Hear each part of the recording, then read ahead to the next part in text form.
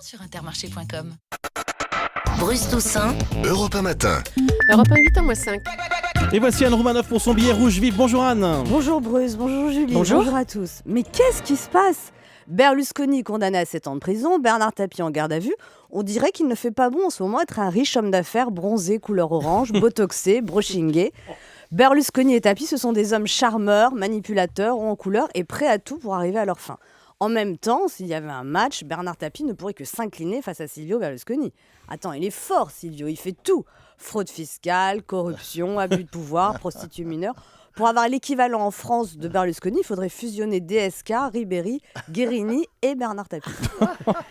Silvio Berlusconi a été condamné à 7 ans de prison et une peine d'inéligibilité à vie. À vie, mais vu le nombre de recours qu'il a à sa disposition, il sera sûrement condamné par la vie avant d'être condamné par la justice. Rendez-vous compte que depuis son arrivée dans la vie politique, en 1994, Berlusconi a été condamné à 11 ans de prison et il s'en sort toujours. Prescription, acquittement, prescription, immunité, prescription, acquittement. C'est plus un politicien, c'est Fantomas. Là, les 3 juges étaient des femmes, autant dire que Silvio était mal barré. Silvio jugé par des femmes, c'est un peu comme un charcutier jugé par des cochons. Tout se passait dans ces fameuses soirées orgiaques, dites bunga bunga. Bruce, Julie, vous avez déjà été invitée à des soirées bunga bunga? non, bah, Même moi non plus. Je me demande comment tu t'habilles quand tu es invité à une soirée. En fait, non, tu t'habilles pas, c'est mieux. Non, ah oui. Silvio Berlusconi est surnommé le Cavaliere. Le Cavaliere, ça veut pas dire le cavaleur, mais le chevalier. Même si à 76 ans, il paraît que Silvio a toujours la grande aiguille coincée sur l'heure du déjeuner.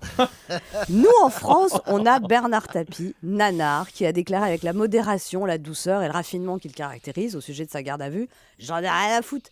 Des rendez-vous comme ça, j'en ai eu 7 et qui étaient jolis. Résultat, sinon lieu, une relax. Même système, même procédure, j'en ai rien à foutre. Et oui, quand Bernard Tapie parle, c'est clair comme une chanson de Benabar et corsé comme un double expresso sans sucre. Hier matin, Bernard Tapie a passé sa garde à vue aux urgences de l'Hôtel Dieu. On ne sait pas si c'est lui qui avait besoin de surveillance médicale ou ceux qui allaient l'interroger.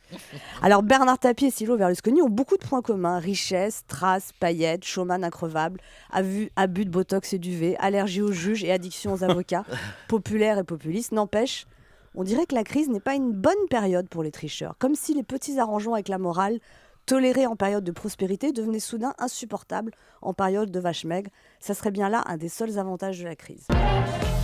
Bravo et merci Anne Roumanoff. À demain Anne. Europe 1, il est 7h58. La météo tout de suite.